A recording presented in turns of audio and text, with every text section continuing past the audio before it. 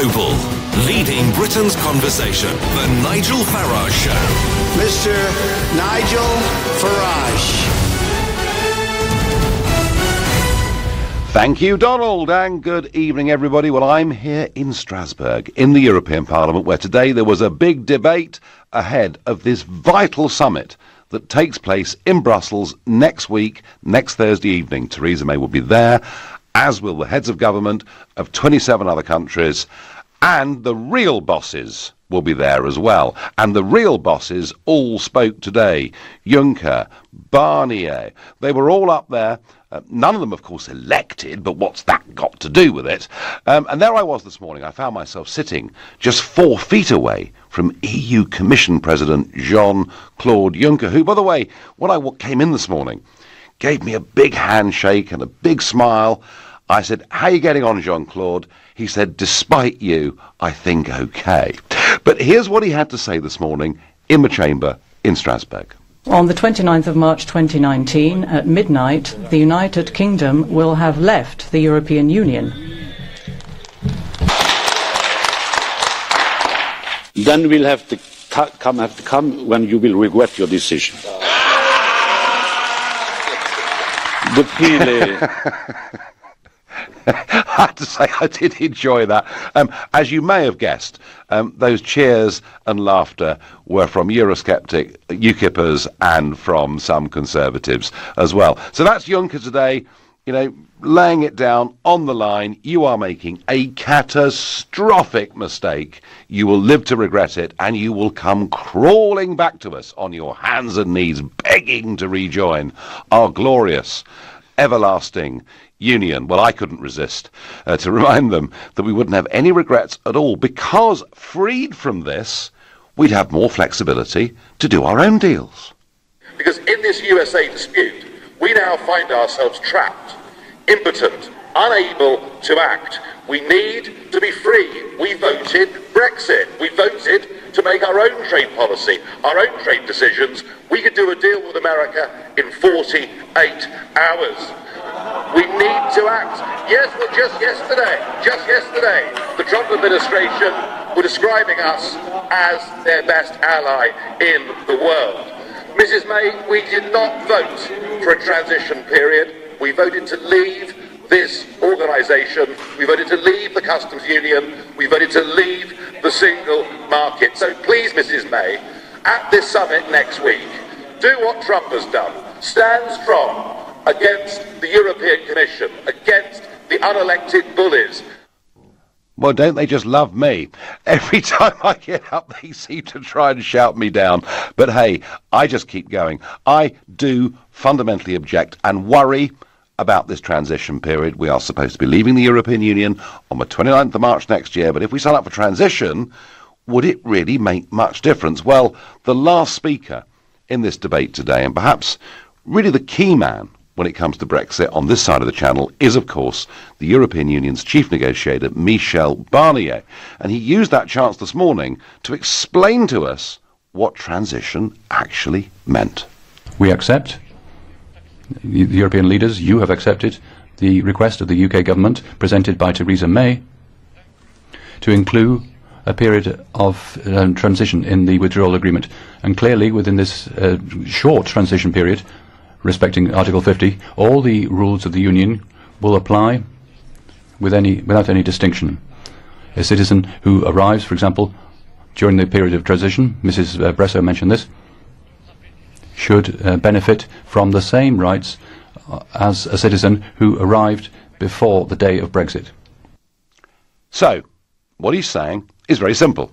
Mrs. May, you're coming to meet all of us in Brussels next Thursday evening for a chat followed by dinner, and what we are expecting you to do during this transition period is to be signed up to all the existing rules of the European Union, all the new rules it makes during that period, though you won't be in the room and can't have a say and can't have a vote, and you'll go on paying to be part of it, and, just to put the icing on the cake, open door immigration will continue, with EU citizens free to come to Britain with all of their rights, even though we will apparently have left the European Union. That is what our Prime Minister is expected to agree to next week. And I want to know how you feel about that. If you think, like me, this is absolutely typical of these bully boys, call me on 0345 6060 973, or maybe you think they're entirely justified and we have no choice but to meet all of their demands, in which case text to 84850, and maybe, just maybe, you have some suggestions for what Mrs May should say in return to them next Thursday when she's there in that building having dinner with them in Brussels, in which case tweet using the hashtag Farage and LBC at LBC. Watch me on Facebook. I'm live from Strasbourg, inside the belly of the beast. It seems to me, of course the referendum, of course the Brexit vote was about independence. It was about breaking free of these institutions. It was about making our own laws. But one of the absolutely crucial reasons people voted Brexit, and the turnout was as high as it was, is people wanted to take back control of our borders. They'd had enough of open-door immigration. And interestingly, of many that voted Remain, many of them were very concerned about open-door immigration, but their economic fears outweighed that and they voted to stay. I just don't see how Mrs May can sign up to this next week, unless, of course, we think that the immigration debate has now disappeared and suddenly no one cares. Well, let's find out what you think. Let's go to Stoke-on-Trent. Let's talk to Sam, a first-time caller to this show. Good evening, Sam. Good evening, Nigel. So, I mean, what do you make of Barnier, Juncker? Are they being reasonable, or is my view they're being wholly unreasonable the right one? I think it's highly illuminating. These unelected bureaucrats are not beholden to anyone. They're not accountable to anyone, so they want to punish us. They're not like the people, like the politicians who represent the member states who've got to answer to people. They'll still get the 16% of fat pensions. Juncker can get wrecked after dinner time. They just don't care. And I think May needs to grow a backbone and say, hang on, we are your second biggest payer, and Italy's 130% debt to GDP ratio. The ECB's been printing money like monopoly money. May needs to grow a spine, and if she signs up to that and accepts new rules, it's insane. It's like I'm going home, but no, I'm going to walk deeper into the quicksand. And if they think they can pull this off, I mean, I'm just hoping you're going to get back in, Nigel, because I think it's just betraying us, to be honest. Well, Sam, whatever I do in politics, I'm not going to be Prime Minister, and I'm not going to be there next Thursday. So, the onus is very much on her. And she, of course, Sam, has huge pressure on her.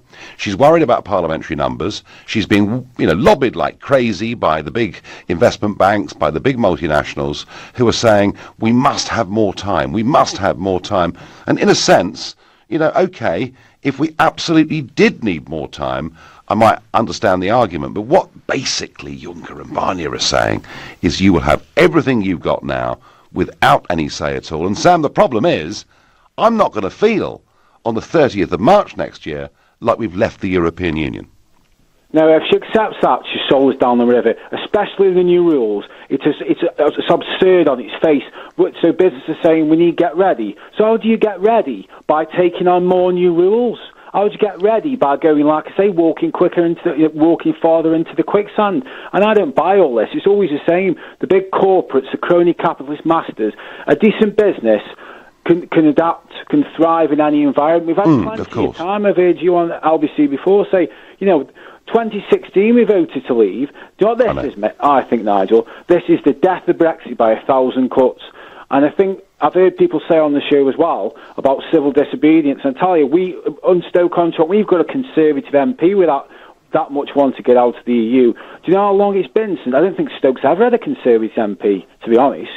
Not for a long time, certainly. Not for 100 years, I'm sure. Yeah, so that's how committed we are. I mean, people around here vehemently hate the Conservatives. Just, the old saying, put a rosette on a donkey, a Labour rosette on a donkey, and I'll get voted. So Sam, do you think, well, not now, because we want if people feel betrayed, do you think there could be a real backlash in this country? Mate, I'm telling you, I'll be involved in it, and I'm not stupid, because I know what they'll do, and I think that it's all right for people like Soros, he's a Nazi collaborator, mate. 60 Minutes in America got an interview with him. He went round with a protector and rounded up his fellow Jews and took all the possessions and said he's not bothered about it. Well, he was a minor. Sam, I'm not a Soros fan, but he was a minor at the time, and you could say that his adopted father was involved in that. And Soros may have seen all of that, but hey, he is part. That aside, he is part of, as I see it, the big global elite trying to overthrow and overturn Brexit. And Sam, you're angry about it. All I would say to you is that if you are at some point moved to direct action, please, Sam, promise me it'll be peaceful. Yeah, of course it will be, mate. Yeah, because at the end of the day, I just think people need to wake up and realise what's at stake. And I mean, make it Britain greater than it's because we're being lied to. We're being lied to, and we're being stalled. I don't trust May as far as I can throw it. That was the worst election campaign I've ever seen, and she picked that time to suddenly threaten to scare old people about the retirement. I find that very suspect. Well, that's politics. That's politics. But either way, Sam, she misjudged it horrendously. Apparently egged on by David Davis. Sam, I thank you. Well, Sam there, reflecting a view that I sense is being held by a growing number of people. Their frustration, their impatience with Brexit is beginning to turn to anger. Now look, I'm all for passion, I'm all for belief, but I've never ever been for, breaking the law or violent disorder. And I would hate to see us fall into that category, those of us that have fought and worked for Brexit. Simon disagrees on Facebook. He says, we help write the rules. They are not trying to bully us. They are just telling us we need to follow the rules that we helped to write. Simon, I don't think whatever you see in the European treaties or the wording of Article 50 explains the behaviour of Juncker or Barnier or Martin Selmayr, the new big civil servant in charge of the European Commission. They were all there today, as was Mr. Timmermans, their deputy, and I don't think there's anything in the rules that allow them to treat us in this way. In fact, in their treaties, they say they should cooperate and work as well as they can with their neighbours. I don't feel today in Strasbourg we got much of that, and Mrs May has a very big challenge next Thursday. You're listening to the Nigel Farage Show exclusively on LBC. It's now 7:15. Nick Ferrari at breakfast. Theresa May laid out an ultimatum to Tony Brenton, who served as British ambassador to Russia through until 2008. No government has any higher duty than keeping the streets of the country safe. The British authorities as a whole have identified the source of this attack and are now contemplating actions which hopefully will prevent any recurrence. Nick Ferrari at breakfast. Every weekday morning from 7, only on LBC. Hello, professionalism here. Just to be clear, I don't really do mobile numbers. It doesn't give the right impression. I prefer a Vonage phone system instead. With Vonage, you can have one proper landline number across all your business phones, even when you use mobiles, which means you get to look the part as well as be the part. Answer every opportunity with Vonage. Just visit vonage.co.uk or call 0203 435 8000. Terms and conditions apply. £1 could buy you a mouthful of lager, or about 14.5 chips. Or £1 could buy you a Thunderball ticket for a chance to win £500,000. Bit of a no-brainer, really. Thunderball, only from the National Lottery. For just £1, you could win £500,000. Why not play this Tuesday? Rules and procedures apply. Players must be 16 or over. Can you hear me, Lewis? You're fourth on the grid. You've got this. Put yourself in the driving seat with the dedicated Sky Sports F1 channel for £18 a month. Watch every practice, qualifying and race live. Now with free HD.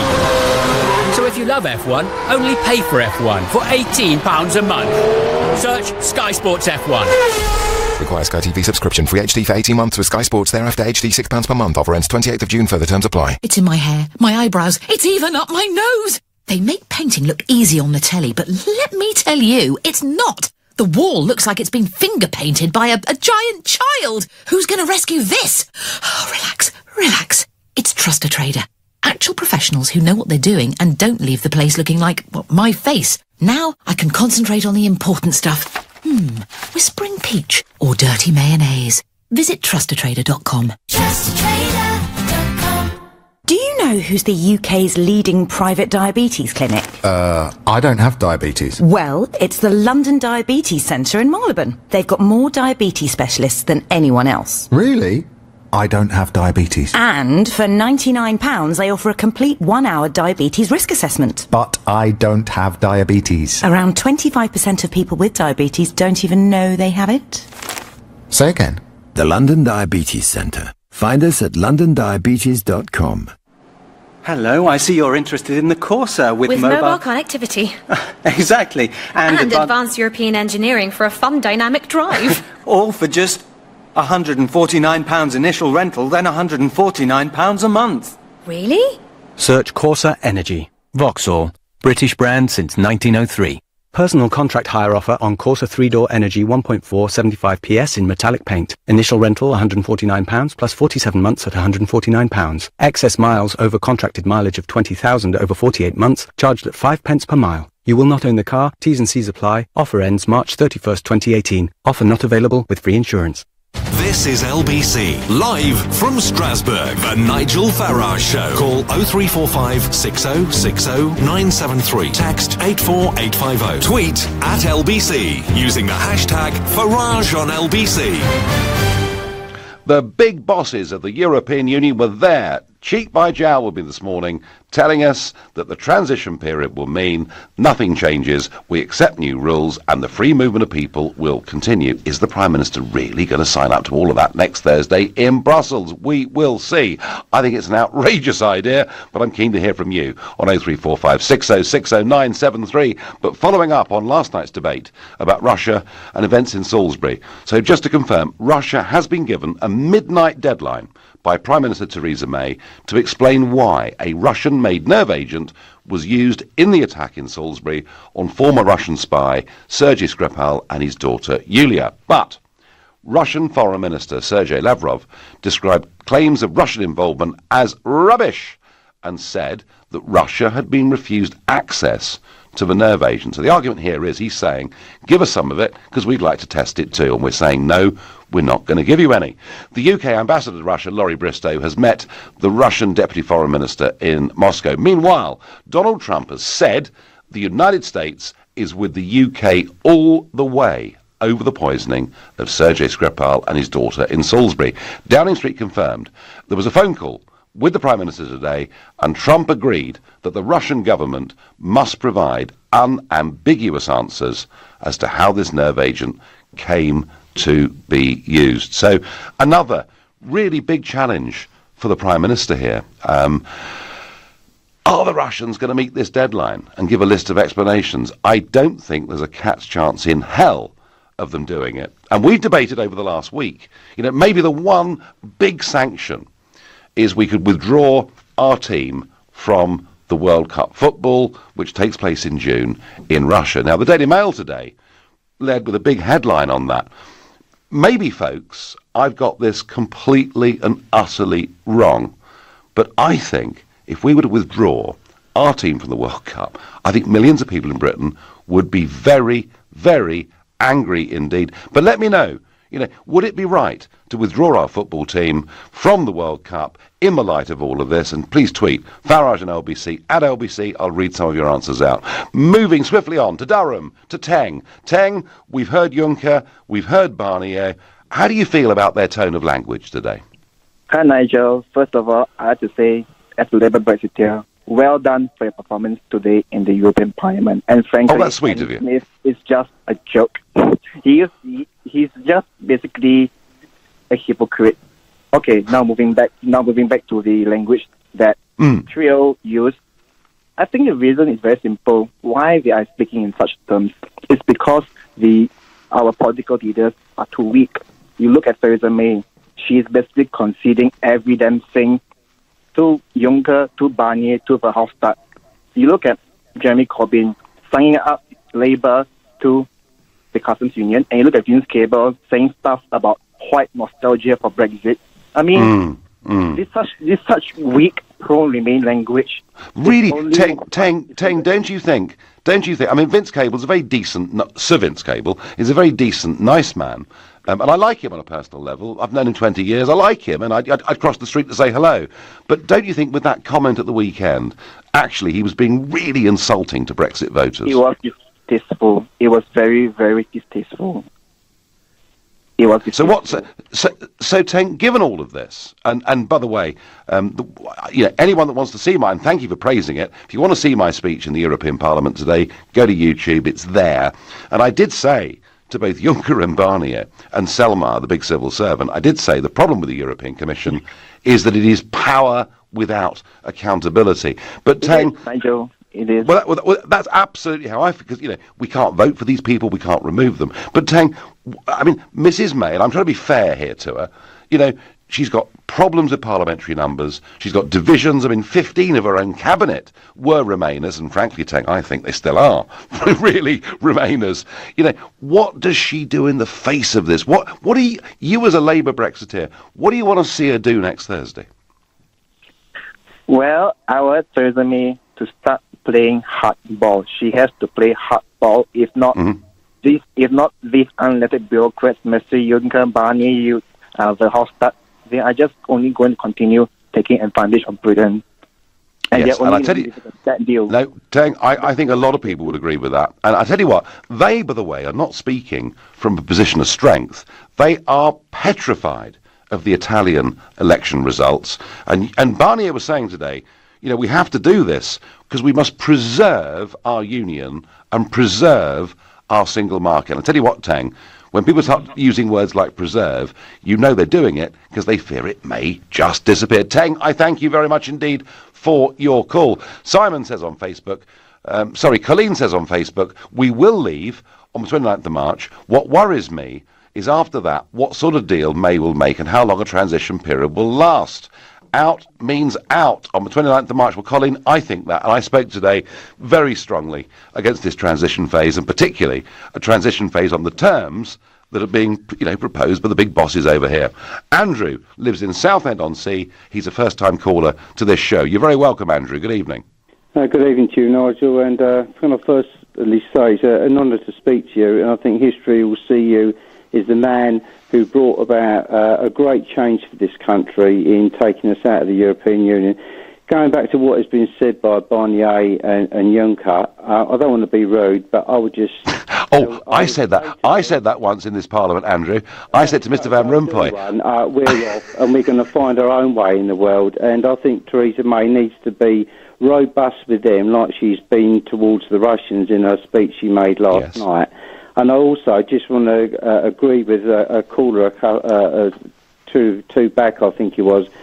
I think the Brexiteers, we need to see some show of strength for Brexit, and we need to see it on the streets. I'm not advocating any violence or anything like that, but I think if we had a show of strength on the streets, somebody who could organise that in a peaceful fashion, I think that would give a little shot in the arm to Theresa May. She can go then and say, look, this is what our people want, and we're going to deliver on that. But at the moment, Nigel, I just see us being pushed around and bullied and manipulated and told what to do, not just by the European Union, but by our own leaders of this country and other people who are so entrenched in Europe. Why don't they go and live there then?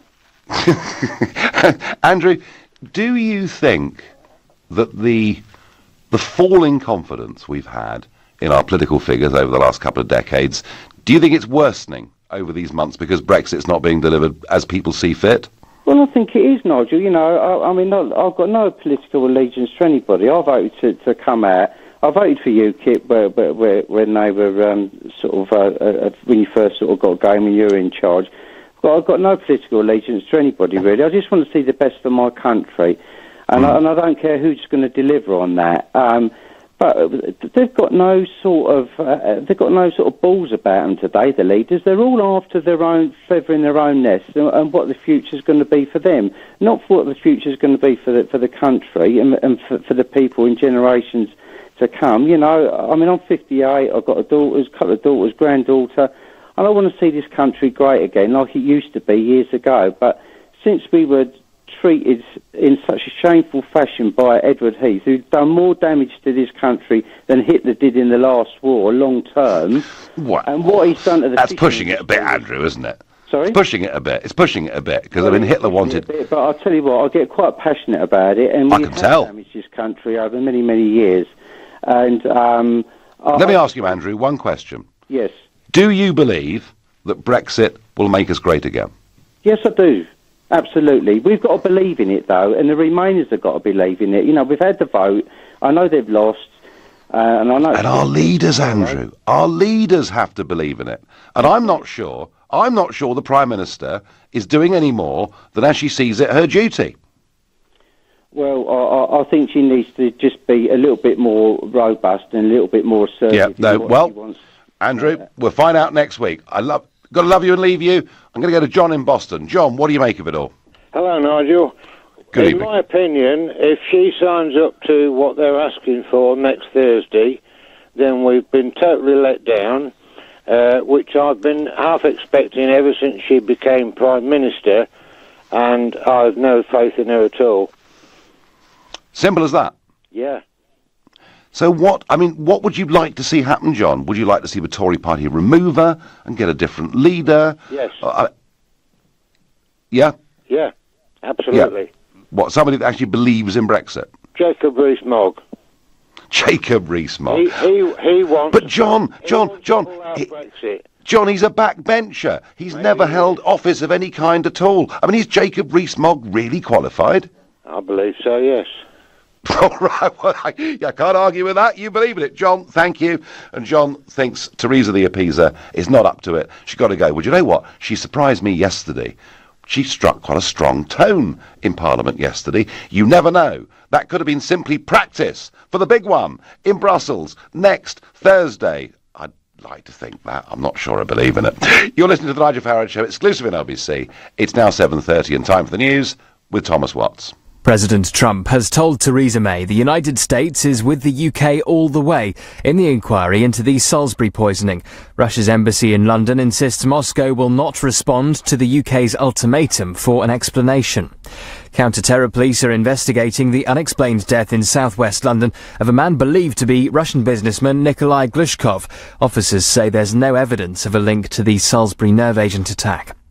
Rex Tillerson says there must be an orderly transition to his replacement, Mike Pompeo, after he was sacked as US Secretary of State. President Trump announced the departure on Twitter earlier, citing differences in foreign policy. LBC weather, dry with clear spells for most overnight. Rain in the West Country arriving by tomorrow morning, a low of freezing.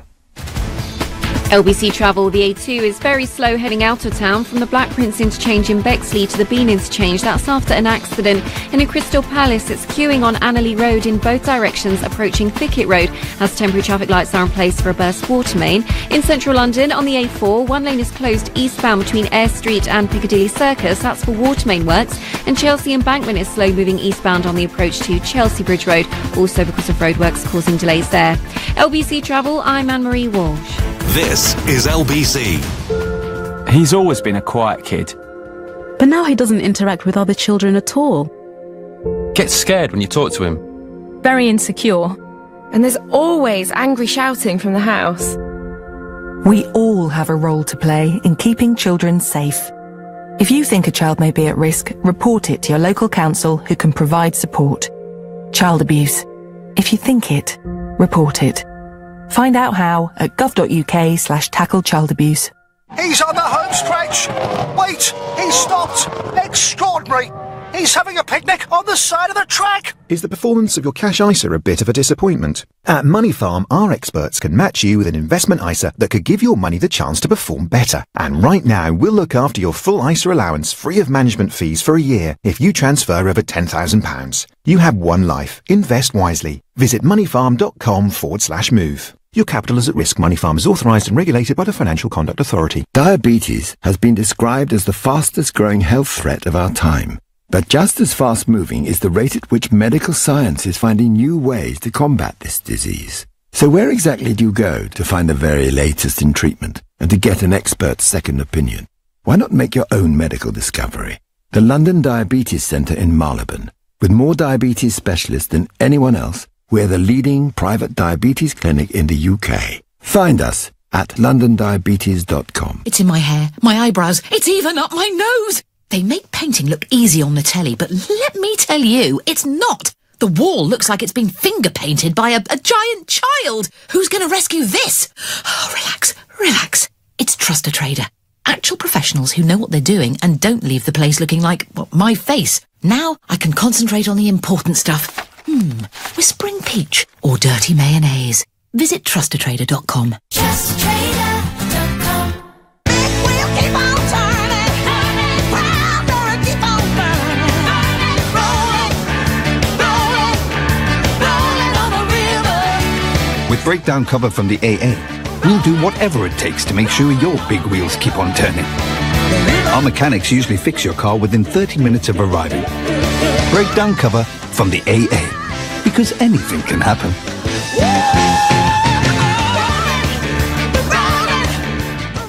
Hello, I'm a new idea. Your competitors don't know about me yet, but you will if your phone system is a Vonage phone system. That's because Vonage call plans start from just £12 a month. So instead of watching the minutes, you'll be looking out for new ideas like me that'll grow your business.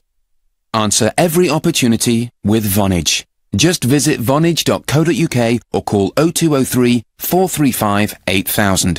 Excludes VAT at 20%. Terms and contract apply.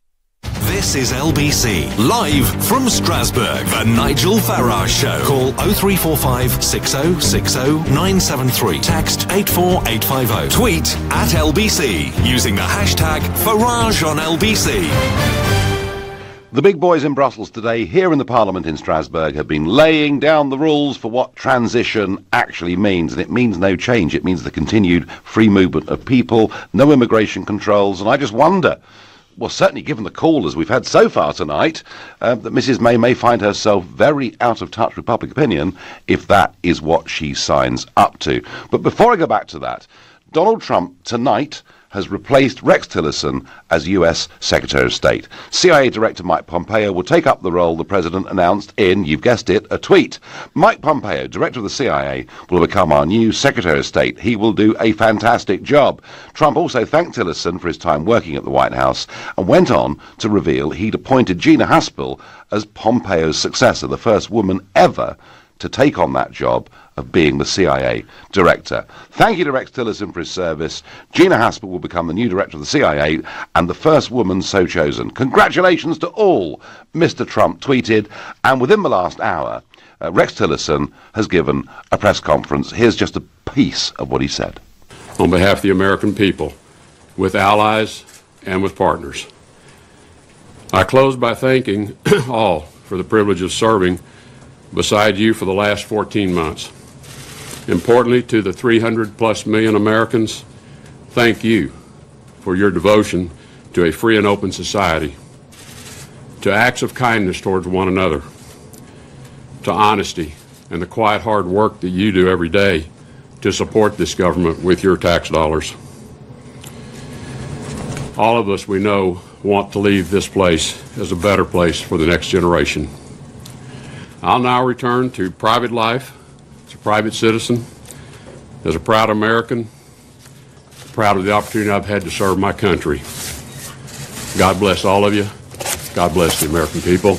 God bless America.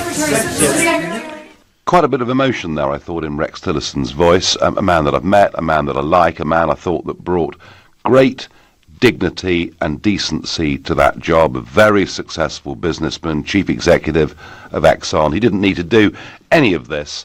And I'm, in a way, a little bit sad to see him go. I think I think he's a class act, and don't expect to see some huge expose next week in the New York Times how I fell out with the president, because you won't. I'm an equally, I've met and liked Mike Pompeo too, but I just think, he was actually a very good steadying influence, I think, on that team.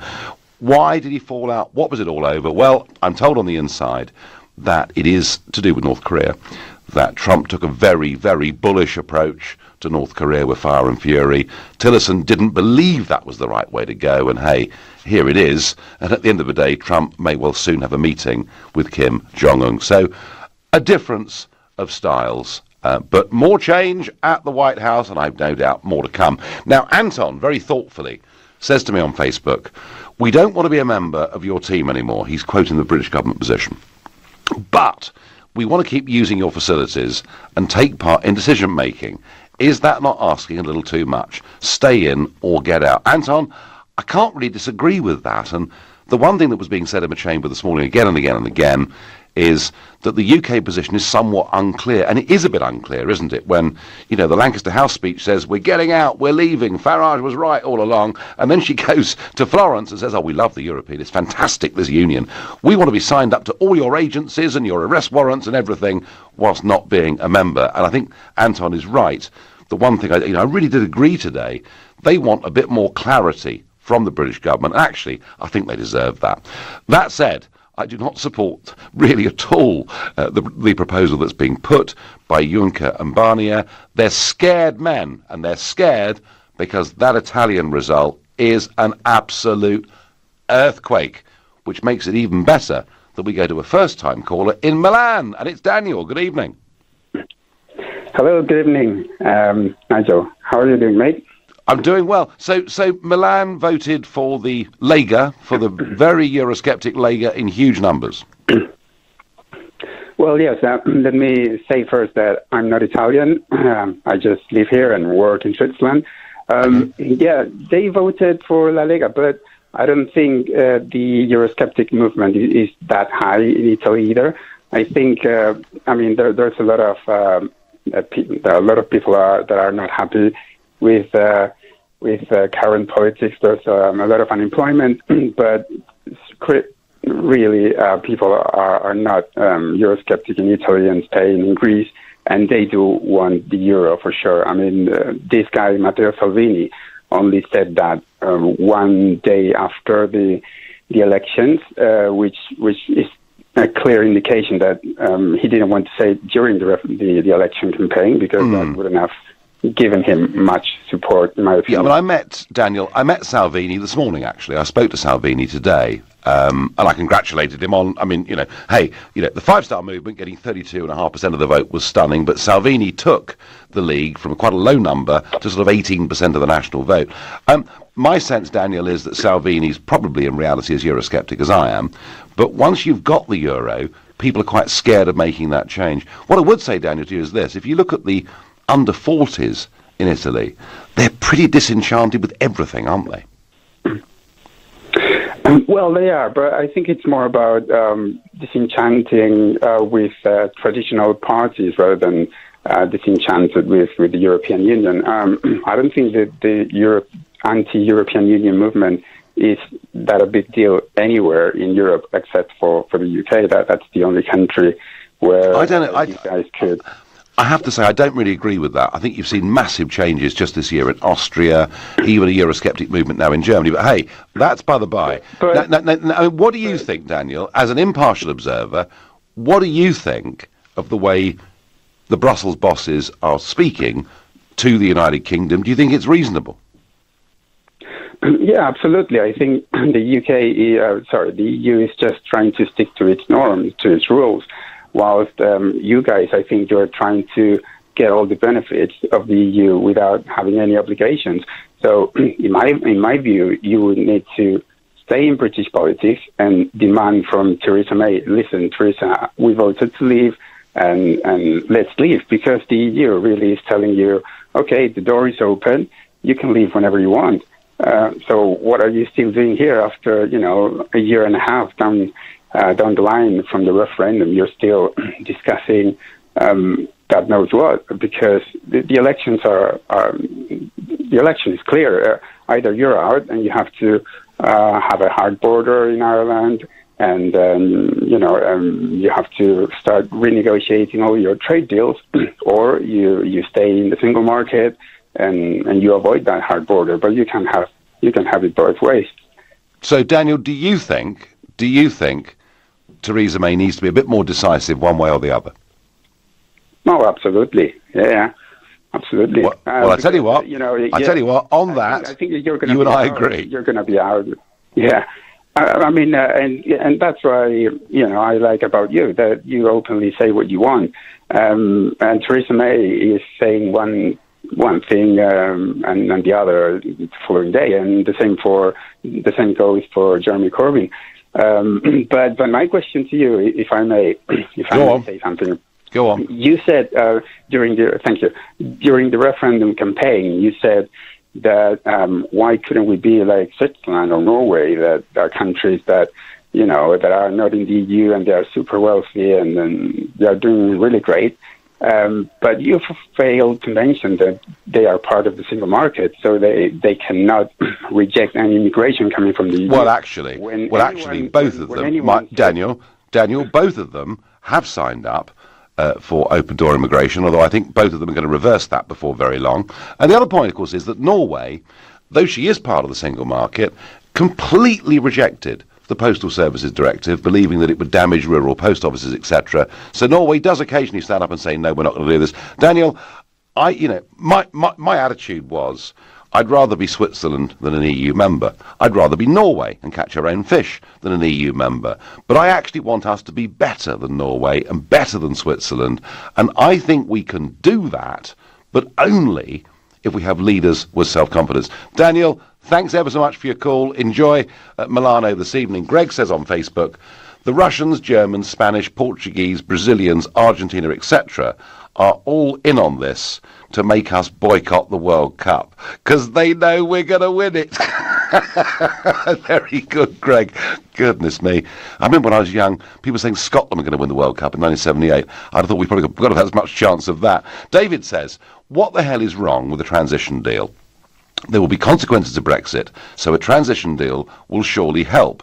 Leave voters don't own Brexit. No, but what they did do, David, is give an instruction to government. We want to leave. And we certainly did not vote for, 9 months to trigger Article 50, 2 years of Article 50, and a transition period that will last, well, they're saying up to 2 years. I'll bet you it's up until the next general election. Catty is getting angry. She says, we Brexiteers are not speaking up loudly enough. We need to be storming Parliament and marching, otherwise we'll lose. We must start voicing loud and clear before the end of this year. Well, Catty, I do think you're quite right that we should be voicing, and if there's a march for Brexit, do you know what? I'll be on it. I don't know how much good it'll do us, but words like storming Parliament, no, can't quite go along with that, I'm afraid. A little bit too much. Let's go to Michael in Muswell Hill. Michael, I was there today. I could almost reach out and touch Mr. Juncker. Are they being reasonable with us? Well, to be honest, Nigel, I thought I must have missed some of the news because I really couldn't understand why, say, the Brexiteers who are ringing up are so angry. Because the facts as I know it are, we voted to leave, they didn't ask us to leave, and then we said we were going to leave on a date, and then we said, oh no, we haven't got our act together, we'd like some more time, can we please stay in for another couple of years? And they said, yes, you can stay in for another couple of years.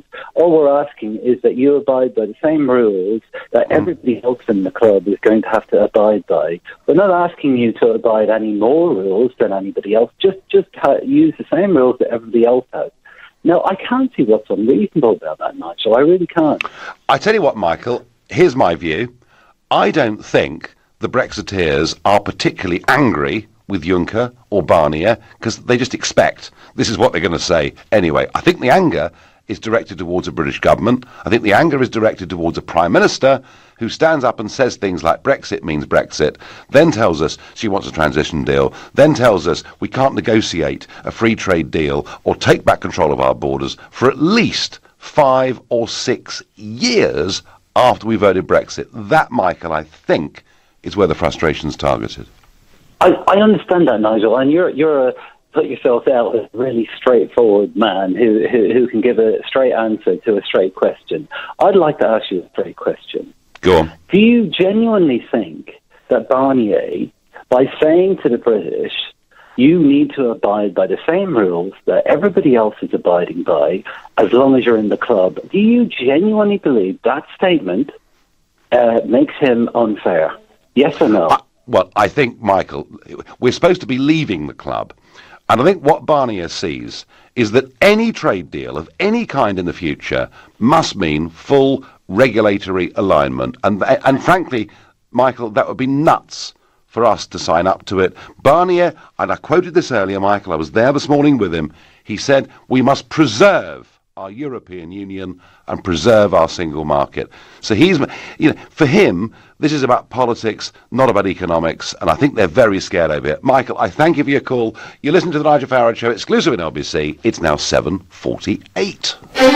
Coming up at 8 on LBC, Beverly Turner. A 10-year-old boy blinded in one eye by a pal at a birthday party has been awarded a 6-figure sum in damages. Isn't it crazy that parents can sue other parents when accidents happen? Beverly Turner on LBC. At the third stroke, the time sponsored by Cunard will be any time you like. Time to stop. Time to relax. Time to indulge. Time to love. Showtime. Time for a voyage with Cunard. Universal Credit is opening up work for thousands of people across the country.